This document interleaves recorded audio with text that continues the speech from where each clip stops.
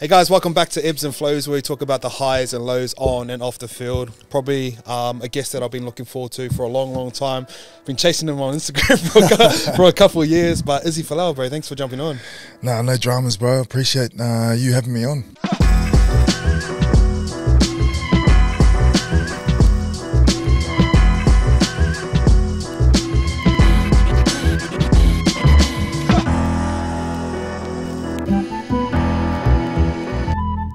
Yeah, obviously, what does life look like for you right now?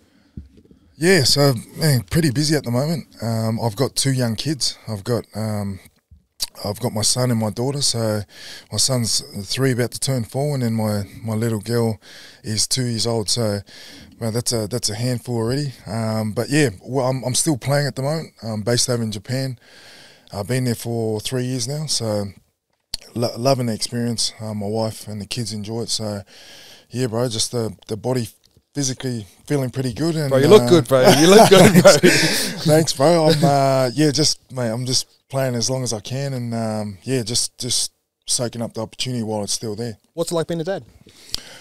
Oh man, it's the best thing, bro. It's it's hard to explain until you have your own kids, but it's such a blessing to be able to. I guess for me, being a professional athlete for so long, it's all about yourself, like the preparation that goes into that, the mindset and the build up throughout the whole week. And then when you have kids, it's something special about, I guess, bringing a bit of perspective into your life. And then also just balancing things out, I'm still very competitive, but when I go home to the family and to the kids, I sort of put my mind away from footy, and I'll just focus on the family, So it just brings a good balance, and like I said, bro, it's just the best thing watching your kids grow up. They go through different stages, and it's the best thing, bro. Yeah, obviously, you're physically very gifted, and your partner very gifted as well. Is there like an expectation from you or outside looking in for them to be sports stars? We get a lot of family that ask us that same question, and even just like people in the general public. Because it is an interesting thought, isn't it? Oh, 100%. It's I think we're, myself and my wife, are blessed to be able to play at the elite level, and I think from my personal point of view, and my wife is the same. We just don't want to push that onto the kids. I think. We'll put them in sports and just try them out, because I like the concept of being in a team environment, learning different principles about working hard and working together as a team, and also just keeping fit and keeping active. So that's something we definitely want to implement into our kids. But when they get to a certain age, I don't want to ever push force them in a certain way to play sports. I think that'll naturally come if it's within them, and support them in, I guess, whatever they want to do as they get older. So you're not going to be that Islander dad on the sideline? Bro, I tell you, my old man, he was the hardest marker on me. Like most Polynesian parents are. They all think the NRL coaches are bad. My old man still thinks he is, but it's just it's I guess. They grew up in a different environment. Their intentions are always good, They want the best for their kids. And so I guess growing up in that environment, I took what I thought was good for me as a father now, and then I'll, leave aside the things that I think didn't work for me, and I can implement that into my own kids. So I'm not going to, like I said, I'll have a different approach, support my kids in whatever they want to do, whether they play sport or not. But I just want to be there for them and be a dad, and love them. I guess for whatever they choose to do. So what's something great that your dad taught you, or lesson that you learned from your dad that you're going to pass on to your kids? Oh man, I think work ethic. Work ethic was something that my old man instilled in me at quite a very young age. My dad used to take myself, and I had two younger brothers actually. He used to wake us up early in the morning, like 6 in the morning before school.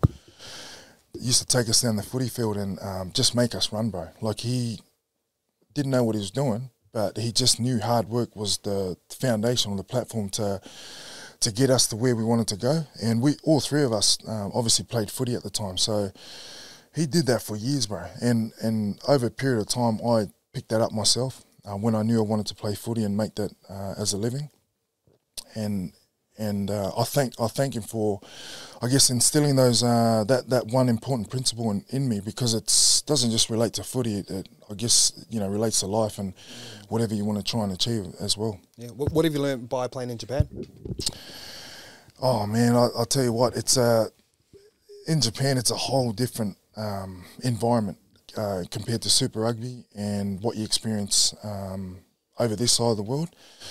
The game's obviously still developing, but it's getting a lot better, and that's because a lot of the international players now are flooding that competition, which lifts the level up. So I think for me personally, now being a dad and being an older player, just learning to work with guys, I get a lot of satisfaction in trying to pass on my experience to the younger Japanese guys, and just being patient with them, because that's, when you go over there, you can't expect the same, bro, the expectation has to be lower, and, you still got that competitive side to you, but you're just not playing with the same players you were over here, in Super Rugby. So, in terms of that, you got to lower your expectation and be a lot more patient with your teammates.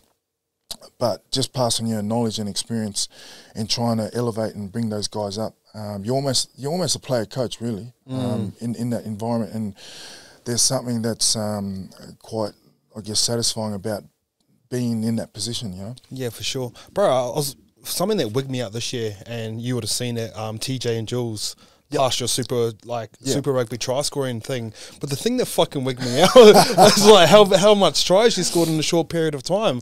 And that was like, I don't know, because you've been away from Super Rugby for such a long time, you forget how good you were. Now, question is, do you reckon Wallabies are playing Saffers tomorrow? Do you reckon you could walk back into the Wallabies and make an impact? Me personally, I think I could, yeah. That's just my mindset, like I've had that mindset since I started coming in, playing at a young age and at that professional level at 17. So if I got given the opportunity to go into that change room and put on the gold jersey again tomorrow, I think I'd fit straight in. And I'm not being arrogant or anything. It's just the confidence or the mindset that I have about being that, and I don't like to look down on certain players. I know the challenge of what it's like to play at an international level, but yeah, I'm 35 now, and been around for a bit of time now. So, but the mindset and the hunger's still there, as if I was 17 and just come into the NRL. How do you balance the healthy arrogance that you have and confidence in yourself with the balance of, like, as soon as you say something that's confident, you always sort of go like, I'm not trying to be arrogant or I'm trying to be humble. How do you balance that out, or have you done that over your career? I don't think I've been good at balancing that out. I think over time, maturing with age and going through different experiences, that I've learnt to sort of do that. And a big part that plays within my own personal life is my faith. So that helps me balance things out. I guess I see everyone as equal, but in terms of, backing myself and going out there and playing the game, I do it with confidence, I think you have to, being a professional athlete, being in that footy environment. I wasn't you though, bro. But it's like, you're at that level, you want to approach it with the mindset of I'm confident about that, and it's, I think, over a certain amount of time, that's just what I've done, and it's just, like I said, I don't want to sound arrogant or anything, but it's a confidence that is from the inside, and sometimes you don't really have to say it outwardly. It's just something that burns on the inside, and you don't have to do, it doesn't have to come out verbally. Your actions just do that. Oh, you can, you know what, you can see it in people's walks sometimes when they come out on the field, or see it in their eyes. It's so true, eh? What do you think, I asked Quade the same question. What do you think is going to happen to Australian rugby over the next 10 years? Oh man, you know what, over the last couple of years, you can see the game declining, and that's, me personally, because being in the game for so long, I played obviously at the Waratahs and Wallabies for 7 years, before all that stuff happened in 2019 with me. So that's, I think now you just got to, financially they're in a tough position. You can see now guys are looking to go overseas and pursue their career elsewhere, you know. And it's just the way I guess the game goes. It's financially, there's guys that stay in Australia for different reasons, and there's other guys that play the game for other reasons, you know. And unfortunately here in Australia, I think the jersey just doesn't have that much of an importance to hold guys here, you know. And there's a balance of how important the Wallaby jersey is, and also the financial opportunity of playing rugby as well, you know. So guys now are starting to balance that out, and they're starting to, you know, a lot of guys now are going overseas, and the game's starting to decline now, which I don't like to see. But I think within Australian rugby that they got to find solutions somehow, and I don't know where the answers is for that. But I think you're starting to see the talent go away. You see a couple of guys now signing with NRL and going across and changing codes, which I encourage because I've gone down that route myself. And I like to see guys see themselves as a brand, as an athlete, not accustom themselves to just being a footy player. And that goes beyond just playing footy. I love that, bro, yeah. Because you're bigger than, you know, when you start to see yourself like that, I think you can open yourself up to a lot more opportunities. What age did you start to see yourself like that? And where did that mindset come from? Is it like looking at someone like Sonny, maybe Carmichael, he was sort of moved similar to you? Benny Teo used to just bounce around, eh? Yeah. Yeah, look, the guys like Sonny and Carmichael on that, obviously we made the switch at a, you know, sort of similar time. But those guys sort of, you know, I look at guys like Sonny and that, they've got a huge profile, you know. And I watch a lot of the American sports, and you see guys like LeBron and that, who's pretty much bigger than the whole Lakers organisation, you know. So it's like, that's just his brand, you know. He realised how important his brand is. And I like to think that guys now in Australia and this side of the world are starting to see that and adopt that mindset, you know. And it's not to say that you are, you know, bigger and better than the organisation that you're tied to, but when you see yourself outside of those four walls of being just a footy player, you open yourself up to other things too, you know, which is, I think, is quite important. Yeah, I done this speech for the Hurricanes starter this year, and I brought up heaps of data. So, like, Artie's got a bigger following than the Hurricanes. Nathan Cleary's got a bigger following than the Panthers. And what I said was that, like, they're not always going to be bigger than the club, because the club's going to go on and your career's going to end. But for that period of time, you need to maximise that what you've got, bro. Yeah. You're like way ahead of the curve for that. Yeah. Oh man, I think it's important. Exactly what you're saying, because particularly when you're a young kid coming into the game, you think, you know, you got all this time playing, you know, your career's going to go so long, but man, it goes like that. It's so quick. I feel like I started a couple of years ago and I'm 35 now, you know what I mean? So it's, I think it's important to see yourself that way, and then as it approaches towards the end of your career, you start to put things into place, because footy doesn't last forever, you know, so you've got to start to manoeuvre things and look at different opportunities, how you can try and maximise that, so that the transition going out of it can be a lot easier than, you know, a lot of guys that find themselves in that position. Are you scared of transitioning out? I wouldn't say I'm scared, but there is a bit of a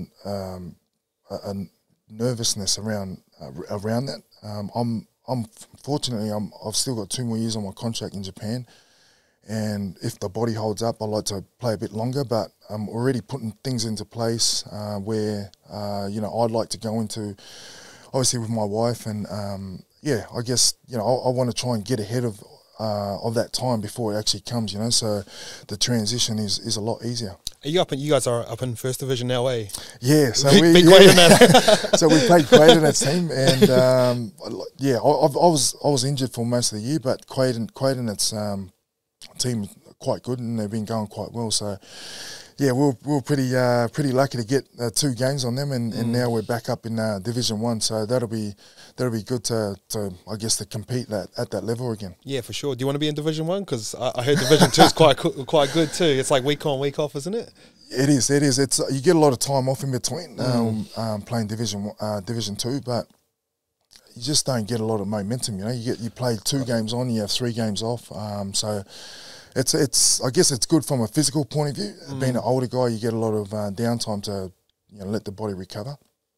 But in terms of playing at that elite level, yeah, I always want to play at that level. You know, it's you want to be competing week in, week out. And I've been in Division 2 now for 2 years, so I think I've had enough downtime, mate. And I'm ready to go back up. Yeah. Do you just like jump over Japanese blokes? Like, I can just picture you just like specking these guys, eh? Oh man, you know what? I obviously it's a big part of my game. You know, that skill set, and I learnt that very early on when I was down in Melbourne. Bro, you started it, bro. You're the OG. Oh, bro, we used to down in Melbourne. We used to do a lot of work with Carlton, which is the AFL club down there, and we used to get the big bags over the backs, and guys used to just kick it, and we used to catch. And I actually didn't realise I had that skill set until I got down there, and I started doing some work with Michael Maguire, who was the backs coach at the time. And man, I had some guys I could learn off, like Billy Slater. You know, those guys were just teaching me. You know, and GI. So I was under some goats, you know what I mean? And they were unreal, bro. That was a teammate, bro. Oh, bro. I look back and I'm still in awe now that I got to play with those guys, because I finished school in 2006, and in 2007 I've just slotted straight into the NRL squad, and I got to play every game that year, and it was like, man, I'm playing with my idols, bro, you know? So it was something that was like an unbelievable experience, and honestly pretty grateful that I got to play with those guys, you know. There's some guys in the game right now who good under the high ball. We'll go Xavier Coates, Zachy Lomax is nice. Probably Tupou's the one. Yeah. If you had a 1-on-1, well, who do you reckon? Man, would anyone cause you troubles? Oh man, I think they would. Like, those guys are pretty good under the high ball, you know. Like watching Origin. Zach Lomax was unbelievable, you know, like he was unreal. But respectfully, you're jumping over him though, aren't you? I love Zachy. Zachy's my boy, bro. Oh, look, like I said, bro, I'll back myself every day of the week, you know. But like I said, these guys are athletic now. The game's changed, you know, from when I come into the scene. So yeah, props to those guys. Those guys are, you know, great under the high ball. Do you reckon you can come back to the NRL? Oh man, you know what? I think the game's changed totally. You know, like I like to think I can, but I think the speed of the game, physically, I think I can, you know, play the game.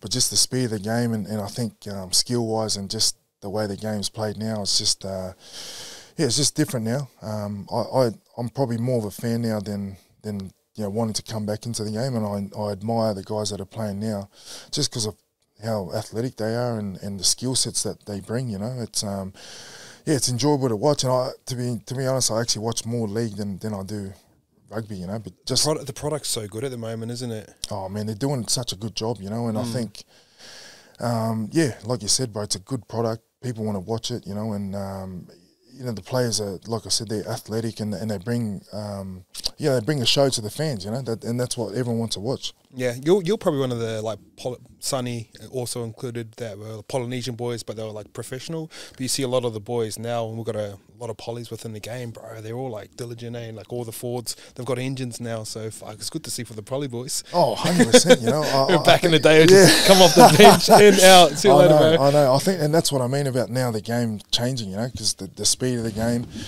Guys have to be a lot fitter now, so you're starting to see that body that shape build. change, The body shape now are totally different now. You know, you got guys playing the back row that can slot in and play centre. It's not that's common now. You know, but back then, you know, you just couldn't do that. You know, so yeah, the guys are unreal. What'd you learn from Melbourne that carried over for the rest of your career? Oh man, one thing I love about the culture and the environment down there was hard work. Hard work was a big part of their culture, and no egos. I mean, I play with some, like I said earlier, I played with some goats over there, bro. And we had guys like Cam Smith, GI, Billy Slater, Cooper Cronk. And those guys were in their own rights like superstars. You know what I mean? And you'd think that there'd be to some degree, there'd be a bit of ego. You know, there was none of that. There was none of that, bro. And I think Craig Bellamy did a good job at driving that culture, that everyone was on a level playing field, regardless of whether you played 300 games or, you know, one game. You know, it was just what you had, you know. And being a young guy going into that, it was just refreshing, and something that I keep that now, even, you know, at 35, at the end of the scale now. the guys, what they showed for me is something I took and can do that over in Japan, and just, you know, different people that I come across. Where does Bellyache sit for you as head coaches across all sports? Oh man, I think I'd have to say he's probably at the top, because I learned so much from him being a young kid. He was real stern and quite tough in the way that, you know, he wanted his players to play at a certain level. But then he also had a soft side to him where he can talk to you and pull you aside and just, you know, tell you that wasn't personal. That was, you know, I just want you to do well and I want you to improve as a player. So that, I saw both sides of that, and anyone, I know, right? And anyone that's played under Bellyache, they know he can just snap. You know, like you see him in the box and he's, you know, spraying guys, and that's just his emotion and just his love for the team to want to do well. You know, and for individuals as well. So that's I put Bellyache up there as probably one of the best. Do you reckon if you put yourself in a different team that wasn't the Melbourne Storm, you'd be sitting here as Israel Folau, where you are right now? Bro, that's a good question, bro, because I'm not sure, bro, because I like to, the way I approach in going in and out of different teams, like the way I think is I can play the best footy regardless of who I have as teammates, like whether I have the best teammates or not, and that's from a playing point of view. And I felt like I've always made it work. For me personally, because that's just the mindset I've had. I don't know. I just think I have to do everything on my own, you know. And I think it's good to some degree, because I don't have to rely on a certain guy or a certain player, you know, to oh, you do this or you do that, you know. I just go out in the field and I know I've got all my teammates around me and we're working together, but I'm like, okay, I can do the best that I can. Whether you're here or the next guy comes in, I'm still going to do my best, and I can give my best. You know what I mean? So that comes from being a hard marker on myself. Man, I'm so hard on myself. You know, like just in my performance, in the week leading up to that, my preparation, and so I don't take that lightly. What does your preparation look like food wise preparation? Like, let's break it down. Yeah, I try and. You know, a good friend of mine from New Zealand introduced eating organic to us a couple of years ago. I wouldn't say a couple of years ago, probably 4 years ago. And since then, I've been educated around, you know, how important it is to eat, obviously organic or whole foods, or you know, going down that route pretty much. And so I realised how important that was to a recovery point of view and a performance point of view. And at a young age, I wasn't. Those things wasn't important to me, you know what I mean? Like I was eating Maccas and, you know, going, you know, like most Polynesians, you know, like they just go KFC or drive-through, you know. And I think at a young age you can get away with it because your body just recovers quite quick, and then you just get on with it, you know. But I think as I got older, I realised how important those things are, not just for footy, but it's after footy as well. It's more of a lifestyle than just, you know, what it benefits for me playing the game. So I try and stick to that. I'd say I'm definitely not perfect. There's days where I eat obviously takeaway and get those things. I have kids in that, so you know it's whatever's easy, bro. You know, I'm blaming the kids, you know. But really, it's just me, you know. Where, you know, sometimes we've got to get food real quick, so we just get whatever's easy, you know. Like so, but I try and stick to that. I try and stick to whole foods, more organic side of things, and I feel great. I feel good. I see the difference it makes from a recovery and performance point of view. What's the Macca's order? I'll tell you what, after games, it's you feel pretty good, you know, when you have Macca's and that. Generally get like a double quarter pounder burger meal, extra mayo, bro. That's the one. Yeah. Hey, mayo's the one. Hey. You got to get the bun. You got to get the bun steamed, bro. You know. Yeah. So, but yeah, it's like I said, bro. My diet's not perfect. There's always, you know, days where I have you know, a bit of a binge, you know, binge feed, and have what I feel like. And I think it's important to have balance too, you know. That's quite important. What was the biggest transition from Melbourne to Brisbane? Because I've knocked about with the Bronx boys, man. They're a little bit more wild, eh? They are, bro. That's I think coming from Sydney, bro, it's quite quick, you know. It's quite fast. That lifestyle is quite everyone's moving, you know, and when you come to Brisbane, sort of slows you down a bit. You know, it's not as quick as Sydney. That lifestyle's sort of not the same. So I think, you know, being in Brisbane and having my own family now, it's settled me down a lot. And I don't really get to see a lot of the Bronx boys around. I sort of just keep to myself and my family and just keeping busy with the kids and that. But I understand when I was part of the team back in 2009 and 10, it can get, you know, the Broncos is a huge brand, a huge club. It's like everyone knows that, you know what I mean? And particularly, you know, in Brisbane, everyone follows rugby league, bro. So when you're walking about in town and you're just, you know, out in public, everyone, you know, wants to say hi and all that sort of stuff, which is nice, you know, you get the support in that, but sometimes it can get overwhelming, and guys can either take that on quite good, or it can get to them and they, you know, sort of react in a different way, you know. From speaking from experience, just looking at the Broncos team, grand final, got knocked over. Everyone expects for them to rock up. They're not even going to make the finals this year. Just from an outsider looking in and speaking from experience, what do you think happened to Brisbane? Right. To be honest, I actually don't watch. I haven't watched too much games. You know, I watch the highlights here and there. But I think, you know, they got so much. They got a big expectation on the Broncos. There always is every year. You know, like you got superstars there. You got Reece Walsh. You got Payne Haas. You know, you got some big name players there. So the expectations always going to be quite high. But I think during that, it's always after that origin slump where, you know, origin period where, you know, you got their stars and that. Sort of hit what I've seen this year. They've sort of hit a slump, you know, and that's due to, you know, maybe you know, fatigue. You know, guys are just hit a wall. You know, this time of the year, it's quite a long season as well. So I think, I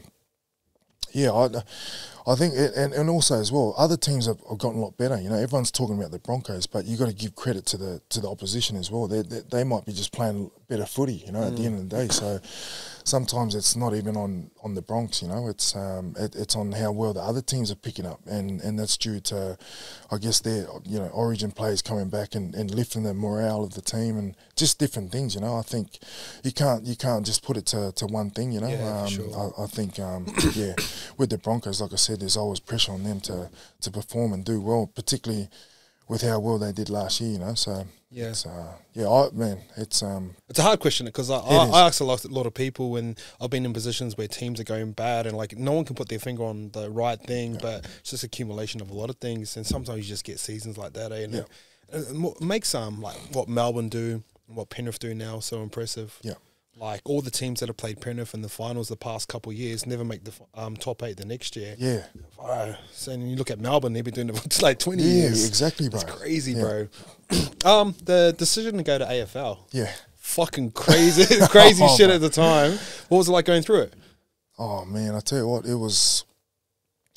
I didn't want to do it, to be honest. The main reason why I went to AFL was purely just to help my family financially. And that's one of the big pillars for being a Polynesian kid is, you know, when someone cracks it and they're the one, you know, bringing in the money and the resources for the family, your decision's not based around just you personally. It's based around what can benefit the whole family, you know what I mean? And so at the time, well, I went back and forth with my parents and particularly my old man.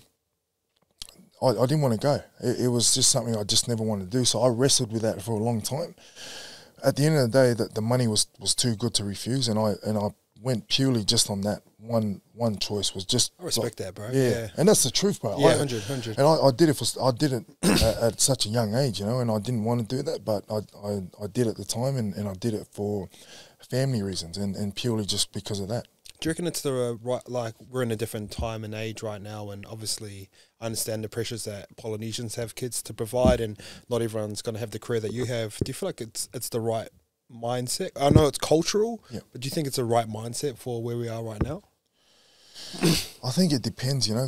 One thing I did take from just that experience was that even though I was getting paid big money, money can't bring you happiness. Like, it doesn't matter, you know. Like I was rocking up to training and hating like going there, you know. Like I just wasn't enjoying it, you know. So I think everyone that makes those sort of decisions to hop and change codes and to leave different teams for certain reasons, I think it's up to them individually, you know, what that dynamic looks like. And I think for me, a big part of that now, which I understood at that time, it was cultural, like you said.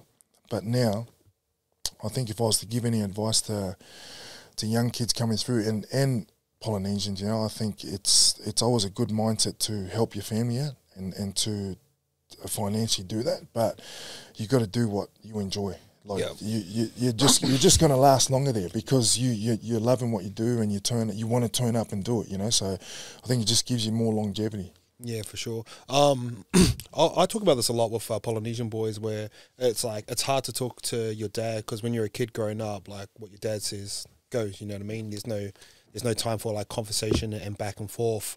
As you get older, I think a lot of Polynesian boys struggle with authority, and that can be a head coach where they might give you criticism and you don't know how to communicate back and forth. And what was your experiences like that? Like especially having those tough conversations with your dad, but also being like the superstar, but also being able to communicate what you needed as a man and as a player to move forward in not only life but also in sports. Like how did you navigate that space? I think I didn't learn that until late in my 20s, you know, because I was quite you know, respected my old man, you know, for who he was and what he's done for our family. And I used to bottle a lot of things up on the inside, and so my thoughts and what I wanted to you know, communicate to my old man, I never really did it, you know. And it wasn't until I went through those experiences, like going to the AFL, and that was when I left. Then I communicated to my old man that I didn't want to do that in the first place, you know. And so we clashed a lot. But I think you have to sort of go through those moments of clashing in order for you to get through and for them to understand where you're coming from, you know. And now, you know, he can totally see it from my perspective now, being a professional athlete. But that just comes with time and growth, you know, through experience. And so I see a lot of young guys now, you know, in a footy environment, you know, they put their head down or their eyes. You don't see eye to eye with a coach, you know, and that's just because they respect them, you know. But I think from the other end, they think that they're not getting that respect, you know. But culturally, that's how you respect your elders, you know, because you don't want to make eye contact, you know. And so we just naturally take that into the environment that we're in terms of footy and that. So I think over time, it's just more about understanding each other, and that comes in time. But yeah, I didn't really communicate that early on until I actually went through that experience of playing the game, and I ended up leaving. And I left on my own without telling my parents. It was just something that built up over time, and I just told him, I said, I'm done with like wanting to do what you want to do for me. I want to do what I want to do, you know what I mean? And so it got to that point, you know. So Did it feel good when you said it?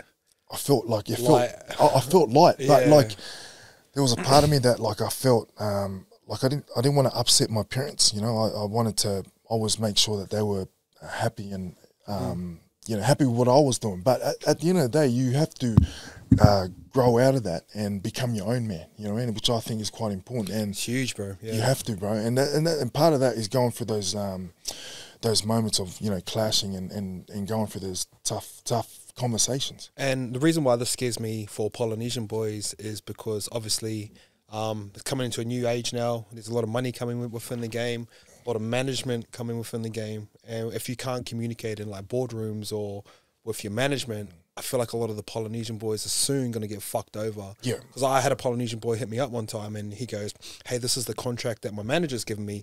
It was 7.5 the first year, and the next year went like 10 and then 12.5. And I was like, do not fucking sign that. Yeah. And he goes, nah, isn't this normal? I was like, nah, it's not normal. And the other part of being Polynesian is like, you don't talk about money. Yeah.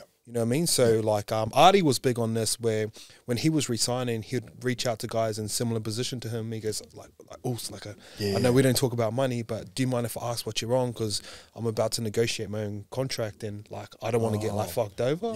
So I think if we can sort of open up those spaces for the Polynesian boys, where we can educate them through like management or even communicating with coaches, because the game's predominantly Polynesians now. And we haven't been taught how to do business, what to do with your money. Like, I think it's going to be really important coming into the game pretty soon. Yeah, I think that's one of my passions about wanting to help Polynesians, particularly because obviously I'm one, and I've come into the game quite early, and I went through some experiences with my ex-agent. And so, do you have an agent now, or just I have an agent now, but I had one previous to that, and we had a fallout, you know. So I think through those experiences, one of the things that I'm passionate about wanting to do is project that onto the younger guys coming through that are playing league and union or whatever, you know, whatever sport they're playing, just advising them on just educating themselves about contracts and management fees and all that sort of stuff, and just giving them a heads up on what to expect, and because I don't want guys just signing contracts and getting done over, you know, like that's not what you want, you know. And I think now agents look at that and they know Polynesians are naturally like that, so they'll take advantage of that. And I don't like that, bro. I don't like that, you know. And I think the nature of a Polynesian kid is always just to be nice and respectful and not say anything, you know. And I think now is the time to sort of come out of that and get educated. You just need to respect yourself and know what you bring to the game, you know what I mean? And I think it comes back to the conversation we had earlier, bro, around seeing yourself as a brand, you know, like you're not just a footy player, you know, you got to see yourself as, you're doing that right now, but this is long term. Like you're building yourself a brand to go out of that and post footy, you know. So I think, I love what you're saying, bro, around that stuff. And guys like Artie and that are sort of leading that way at that level. And guys are looking up to him and like, oh, man, I want to do what he's doing, you know, because he's like... Artie's the guy, yeah. Oh, bro, he's unreal, you know. Like, I'm, you know, I admire what he's doing at the moment, you know. He's setting a trend in wanting to, you know, go down that route and just be your own self and be a voice that you can do what those other guys are doing, you know. I think... I think Polynesians see themselves as sometimes lesser than everyone else, you know, and that comes from a humble point of view, you know. I think you can be humble, but also confident, you know, like you can be confident as well. And because we're so talented at a lot of things, but like the thing that probably balances us out is like fame. Like, no, just like be humble. Yeah. But like we're like jump on stage, can sing, like we can perform, play sports. We're naturally gifted, you know. Just can't swim, eh? Bro, I still can't swim, bro. You just can't do it, you know. Like, but yeah, bro, it's like the Polynesians are so, you know, like naturally gifted, you know. So I think that's a learning thing, to slowly come out of your shell and just be confident about who you are and just be like, no, well, hang on, like I'm not going to let this person tell me what I'm worth or what I can and can't do, you know what I mean? And that's just coming with education, like you said. Like the conversations I was having with Artie is like when you get to a certain point as a football player, and you probably got to 19, 20 years old where like your value as a player was already set. And like what I was saying to Artie was like, he goes like, you might be worth, say, 800K.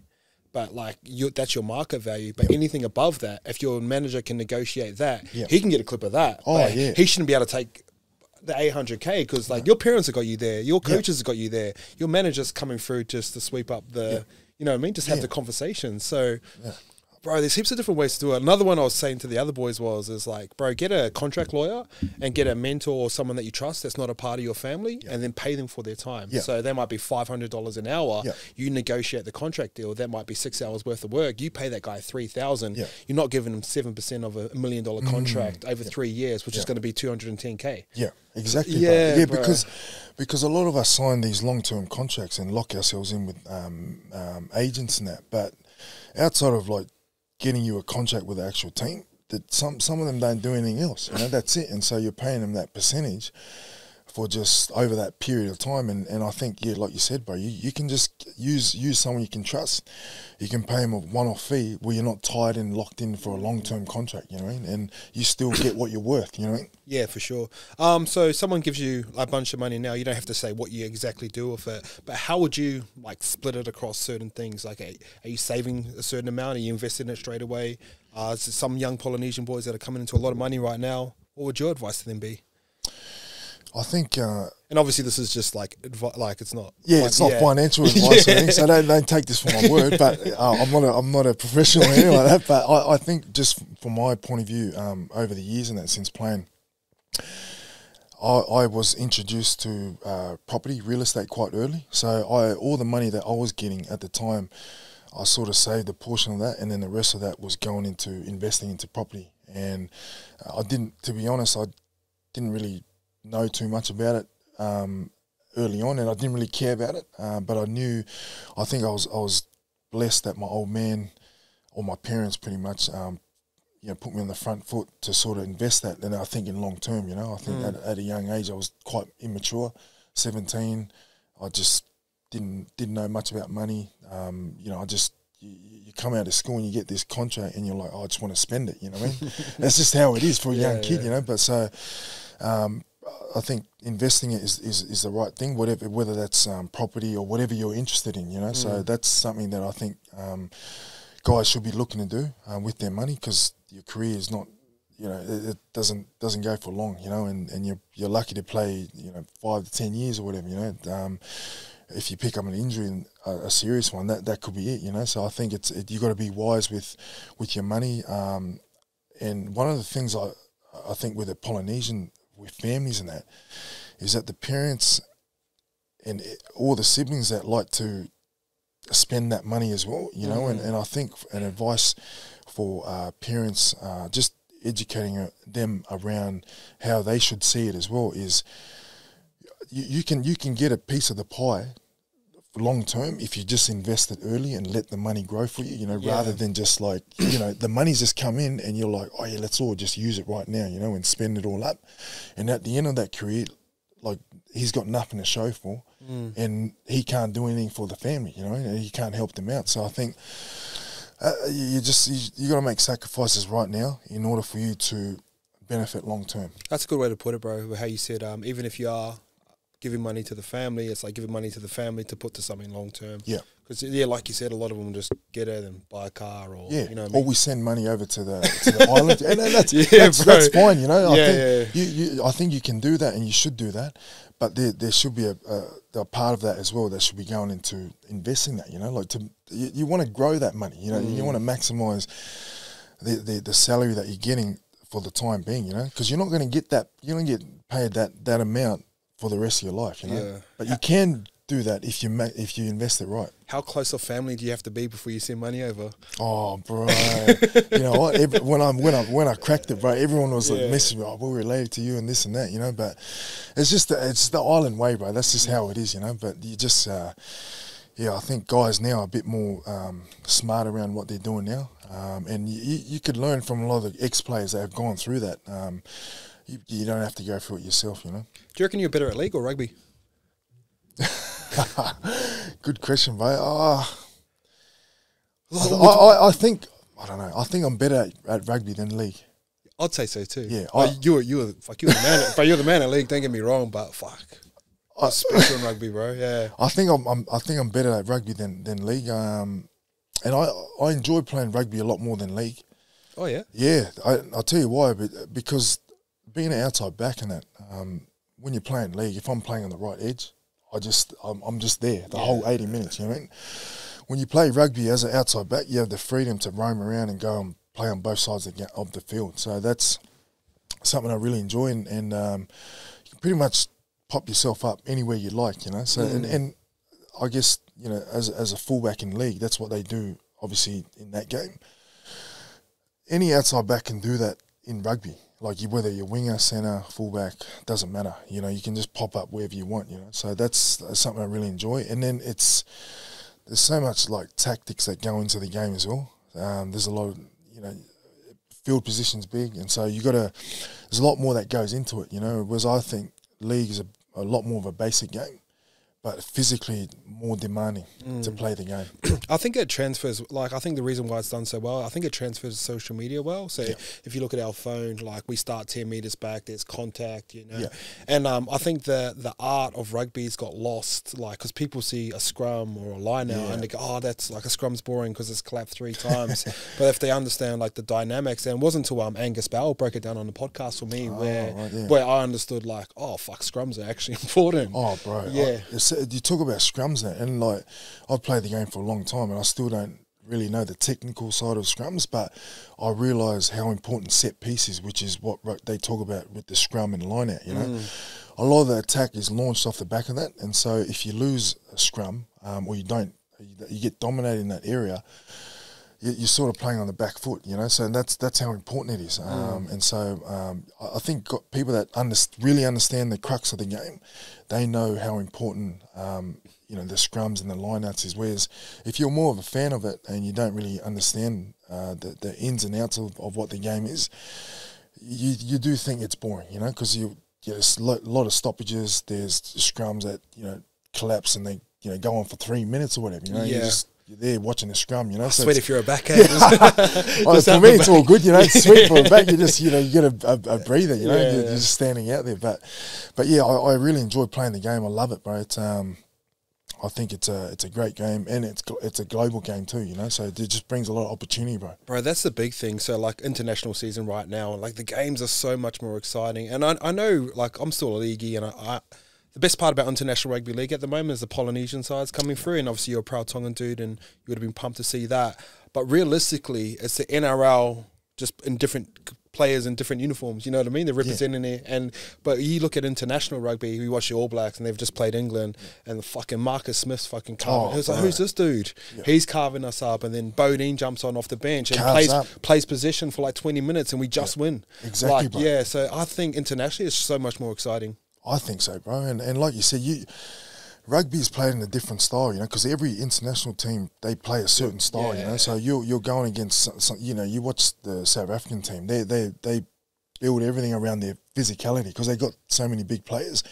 Sometimes they might, you know, just to people, they might play a boring style, but it works for them, you know, the kicking game and, you know, they're back to defence and they got some outstanding plays in that. But you just, like you said, bro, every team brings a certain style to the game, and it's exciting to watch from a fan's point of view. Yeah, and like you said, bro, as soon as someone breaks it down, even you just breaking down like how the Saffers play, where like they'll bomb, land it on them, and just like bully them into mauls, and then get a like a penalty, and then kick out, set piece. Yeah, and it's and like sometimes from an outside looking in, it does look a little bit boring, but once you understand the dynamics of a game, it's fucking so much more interesting. Oh, exactly, bro. And I think for me personally, as an outside back, you know, I don't necessarily enjoy playing that style of game, you know, because you don't you're chasing the man. Well, you don't see much ball, you know. You're just back in the defence and all that sort of stuff. But I guess from a team point of view, it works. You know, you want to get results and you want to get the win, so you do whatever it takes. But there's other teams out there that play a good balance of back in the defence, and then they just like to throw the ball around. You know? And Ireland, bro, they're the best to watch. They're the best to watch. You know, like they just to me, they play almost.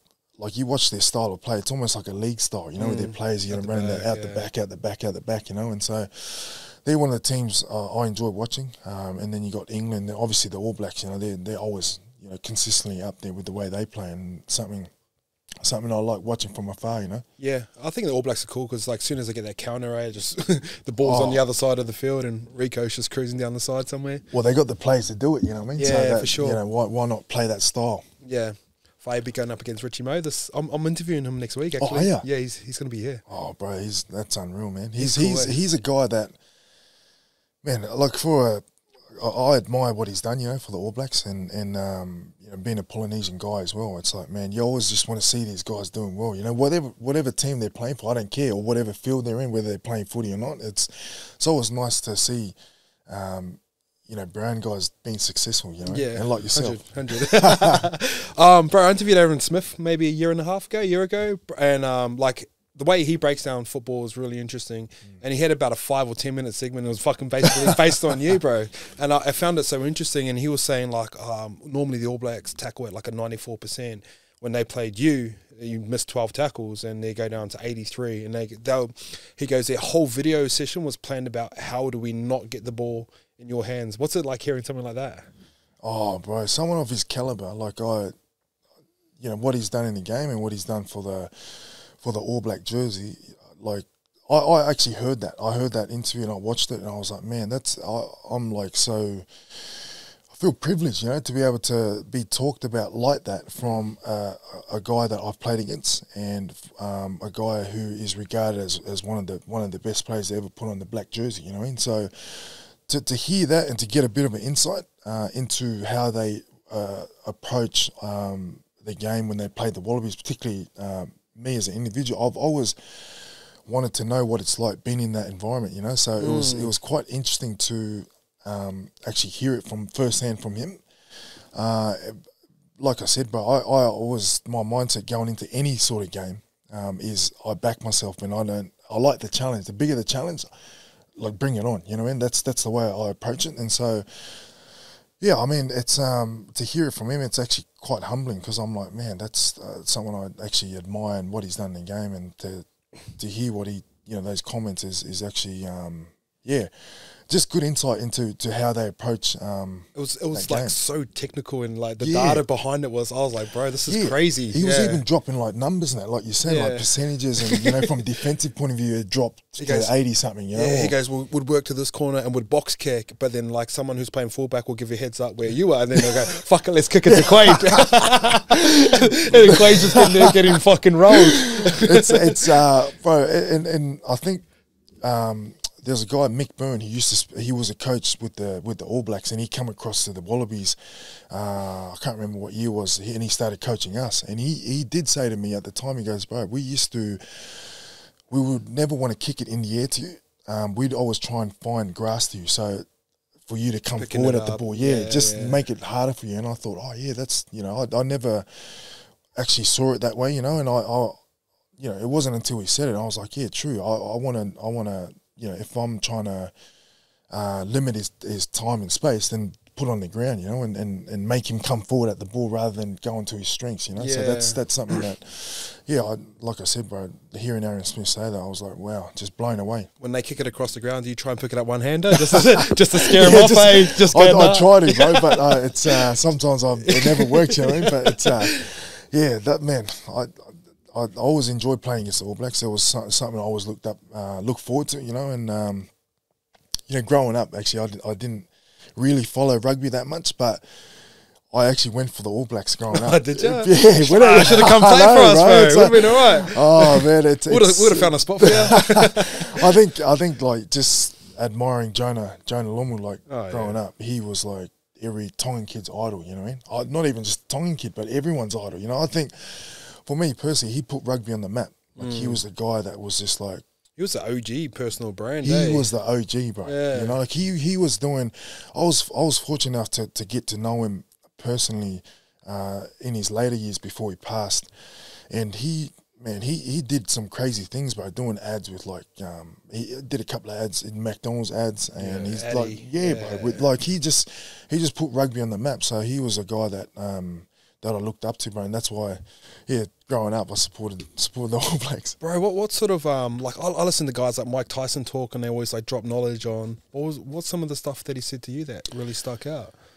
Oh man, I think like he was like he was big on seeing yourself as a brand, and he was one of the guys that I picked that up off, and I think you can see it in the way that he played. He just said, man, I'm.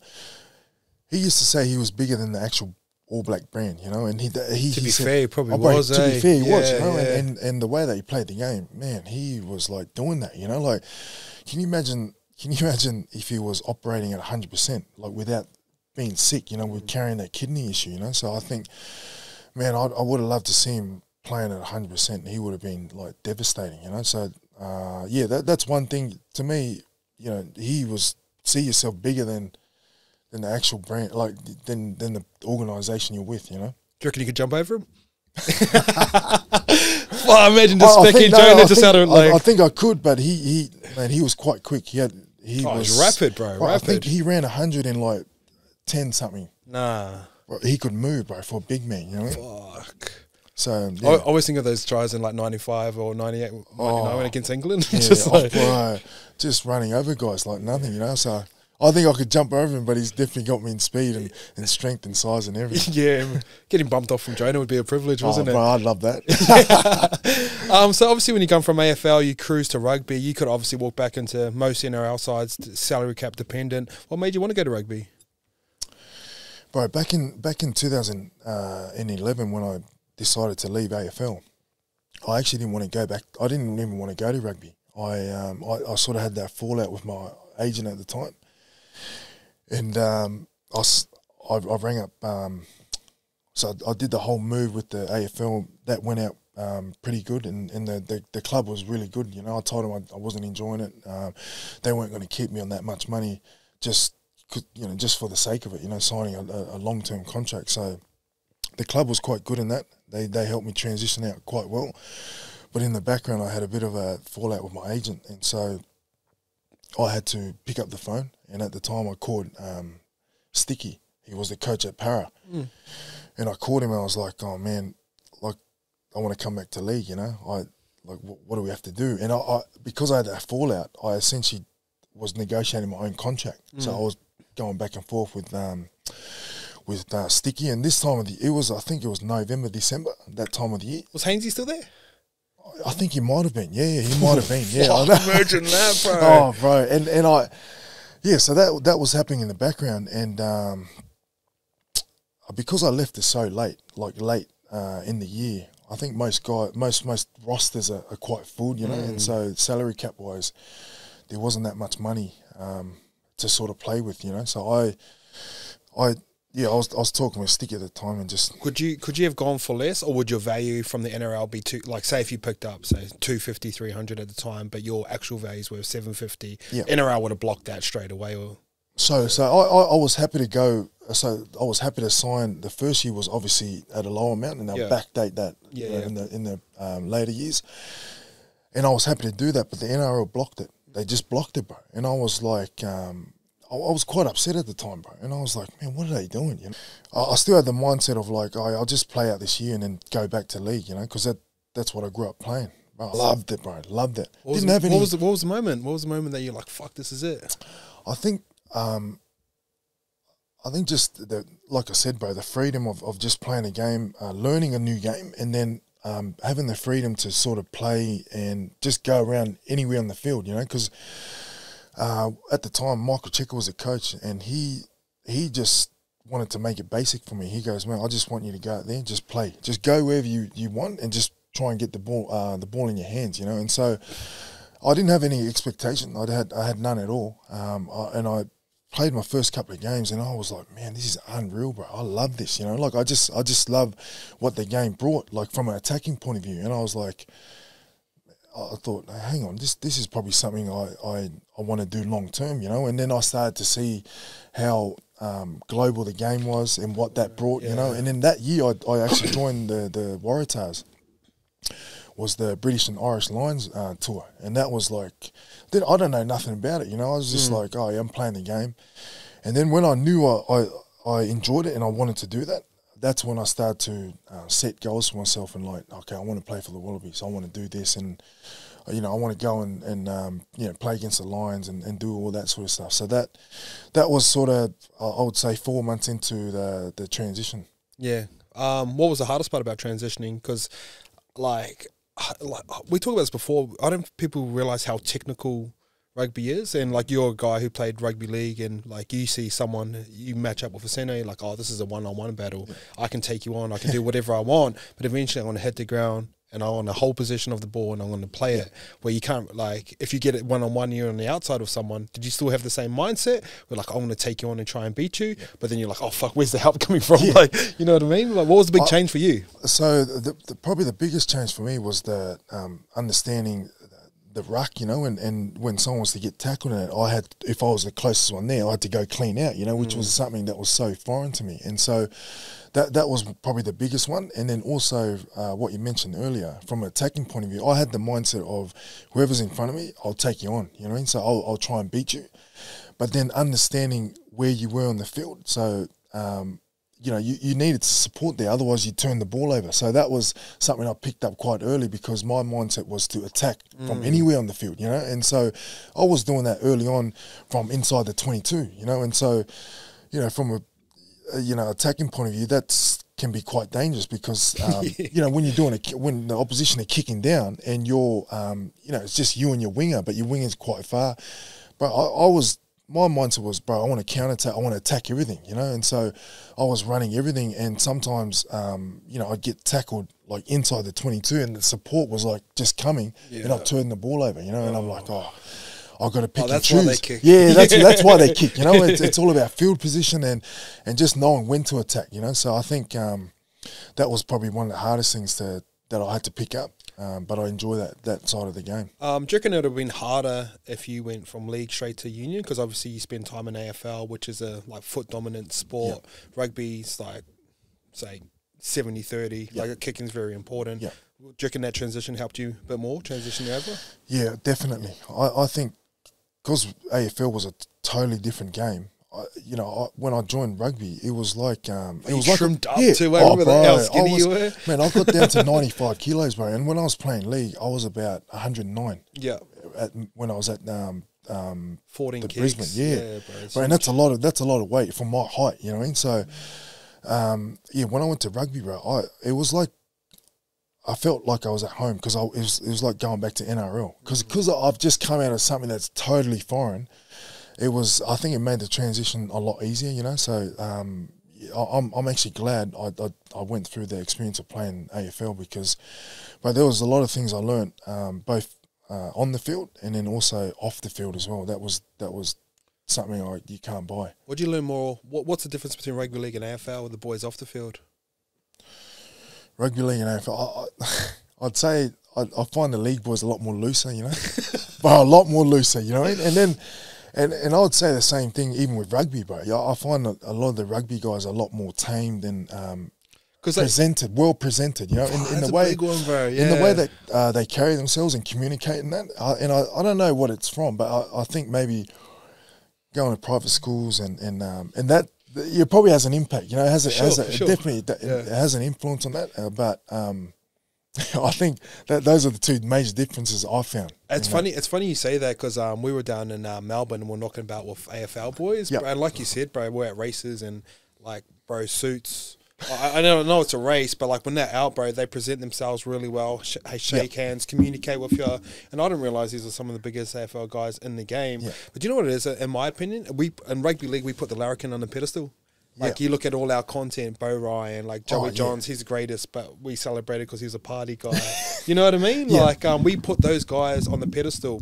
And then someone say Corey, for example, he would have been the leader of a locker room because he was the loose guy that could party. That was fun, but he could back it up too. Yeah. So we're fuck, he's the man because he can drink for 2 days and come train. Yeah, exactly. You know what I mean? So that's a big one. Oh, totally right, bro. And I think a lot of people see the game as it's a blue collar game, and then you look at rugby. It's like it's the private school boys, that are playing the game.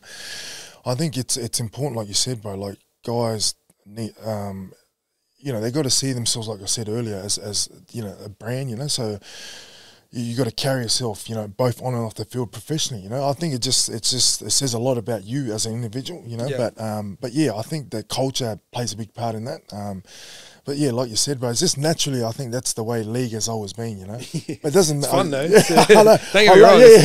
I love it, because I talk to a lot of guys that actually play rugby now, and they watch all the league shows, because they find it funny, whereas they find the rugby stuff quite straightforward, and prim and proper, and I think that's the upside of league, and what it brings. Yeah, for sure. I always found it funny when our union boys used to call someone who was loose a leaguey.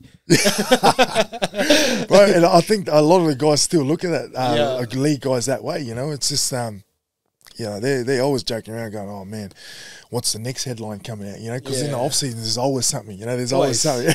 Always. Bro, what's harder, a Blade or Origin? Oh man, I would say Origin, bro. By like a lot of guys ask me, what's the hardest arena I've been in? Origin. It's just something. There's something about Origin, the whole build up, and just playing at that level. there's guys that I've played with and guys I've played against, like superstars at the NRL level, but then they go into the Origin arena, and some of them don't play as well, you know. And I think why is that, bro? I don't know, bro. I don't know. I think maybe the pressure of how big the occasion is sometimes gets the better of them.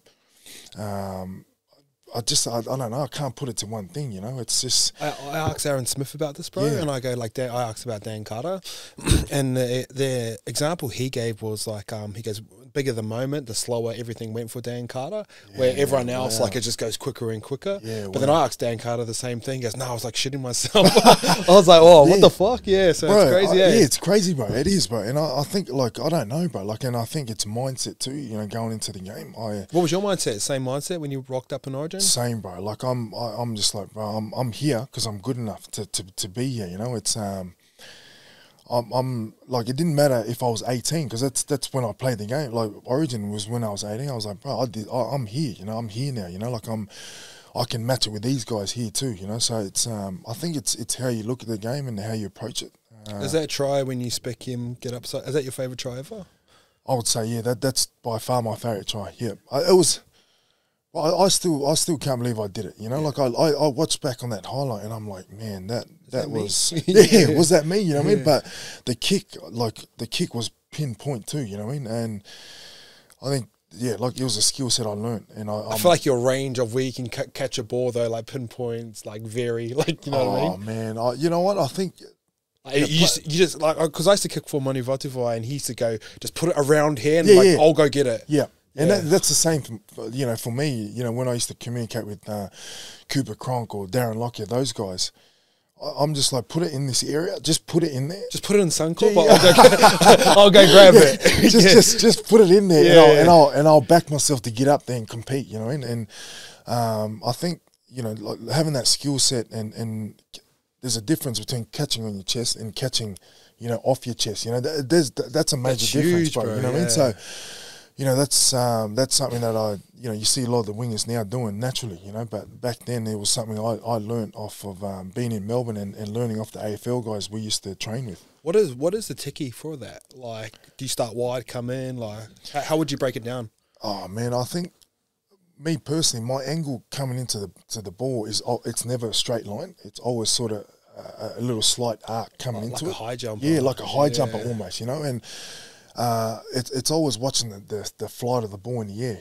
You don't want to get there too early because you'll get under the ball, and you don't want to get there too late because you won't get a proper jump on it. So I think a lot of guys that play in that position, you tend to think about where the defender is, or you look down, you know. But I think the key thing is always watching the ball. So you just track it the whole way. You just track the whole way, bro. Like, don't worry about who's in front of you. You just track the ball the whole way and get a nice angle coming into the ball. It's all about timing, bro. And then just, you know, projecting whatever foot you jump off and just being having a strong body position, because when you get up in the air, obviously you're gonna get that physical contact. Do you go chasing that contact, or do you I just watch the ball the whole time. So I think naturally I jump off my left foot and I have my right leg up as protection, but it also balances me out when I get a bit of contact in the air, that I come down landing the way I want to, you know, or keeps me up there to be in a strong position to catch the ball. Yeah.